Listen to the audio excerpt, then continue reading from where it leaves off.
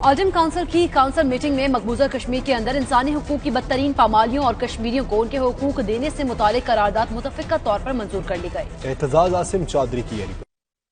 मकबूजा कश्मीर में जारी बदतरीन कर्फ्यू और भारत मुजालिम के खिलाफ ओल्डहम की कौंसिल ने मुतफिका करारदाद मंजूर कर ली। करारदाद ओल्डहम कौंसिल के cabinet member councillor doctor Zahid Chauhan ने पेश की, जबकि काउंसलर अतीकुर रहमान ने तायद कुनिंदा के तौर पर दस्तखत किए। ओल्डहम कौंसिल की तारीख में पहली बार कश्मीर पर करारदाद पेश की गई। इस करारदाद को लेबर टूरी और लिबरल पार्टी की मुकम्मल हिमायत हासिल हुई। 92 न्यूज से गुफ्तगू करते हुए काउंसलर आबिद चौहान ने कहा कि ओल्डहम कौंसिल का कश्मीरियों के हक में करारदाद मंजूर एक बड़ी कामयाबी है। जो मोशन मूव करने का मकसद था वो ये था कि हुकूमत बरतानिया पे जोर डाला जा सके कि अवाम जो बरतानिया के अवाम है वो भी परेशान है कि कश्मीर में जो जुल्म सितम हो रहा है।